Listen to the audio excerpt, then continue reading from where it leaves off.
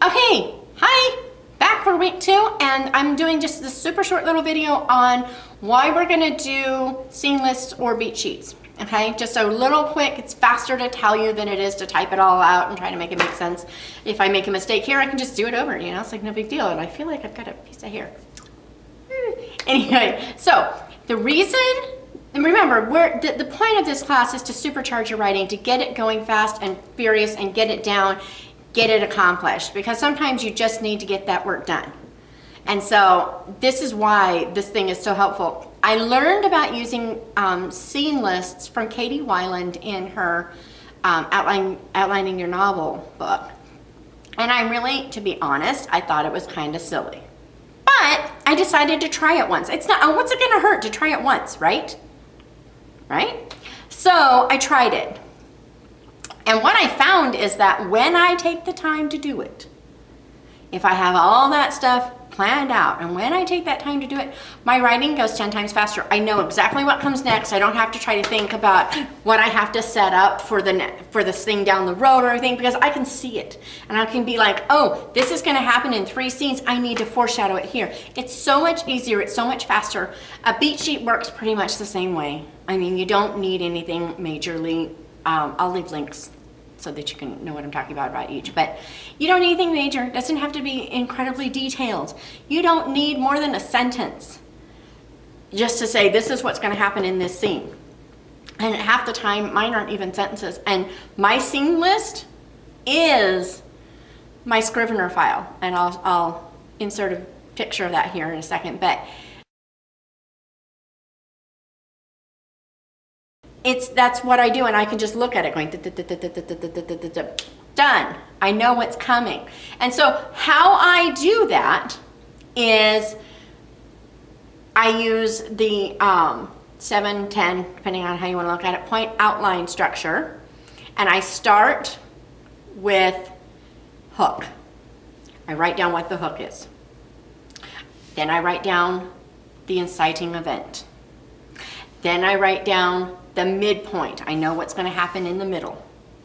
Then I write down the last thing, the climax, that big turnover where everything comes together and the good guy wins, basically, right? I mean, that's, unless yours is the anti-hero and then same smell, but when everything happens that's supposed to happen and everything blows up and the reader goes, ah, you right? That one. And then I write, what the denouement is, that goes next, last. And then I fill in the pinch points and the other things that, I don't really worry about acts, act 1, I'm sorry, the 3-act structure makes no sense to me whatsoever, because part 2 has 2 parts, so why isn't it the 4-act structure? I don't get it. I really don't understand. My brain doesn't work that way. And that's okay. I mean, I get it in the sense that I can see it on paper and I know what they're doing and everything, but it doesn't jive with my brain. Every time I try to think that way, my brain says, you're not writing that. So I don't bother with that. My point is primarily inciting event, midpoint, climax. Those are the things. What I have to do to get between each one of those is the story. Boom, bam, baby. Done, right? And so what I do, and I'll have to like do a separate video so you can see the paper. But what I do is I have, if I'm gonna have 30 chapters, then I'm gonna have 60 lines. And I'm on line 30, I'm gonna write midpoint, da-da-da-da-da-da-da-da. And on line 6. On line 6, I'm gonna write inciting event, da-da-da-da-da-da-da-da. Who knew you had to do math to be an author? And then, on that first line, I'm gonna say what the hook is, because I want my hook on that first page, preferably the first paragraph, optimally the first sentence, but you can't always make it happen in that first sentence. You just can't. So, but I prefer the first paragraph for sure. Definitely the first page. If I have to go to the second page to have the hook, I had better be doing something absolutely amazing, because otherwise I'm going to lose my reader. There's nothing to keep them going. You want to have that hook as early as possible, and I prefer page 1.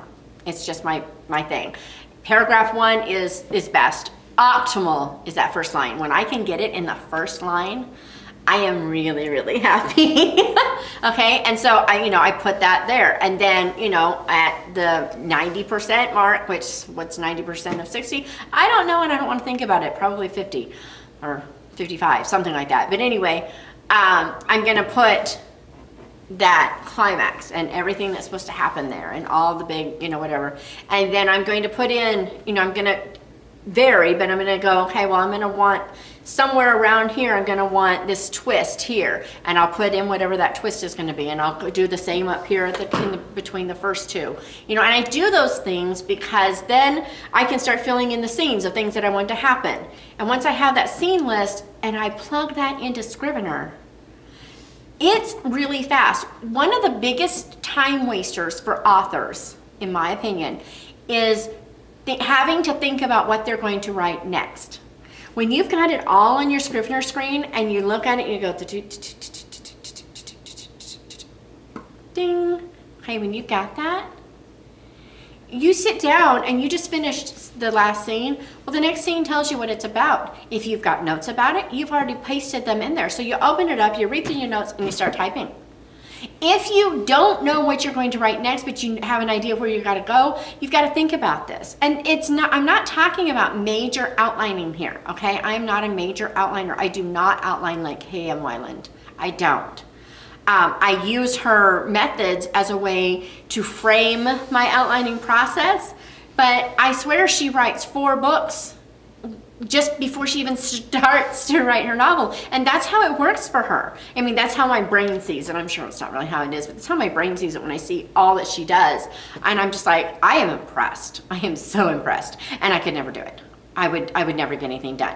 Now, that's not to say I will never do it, because there are some times that I do.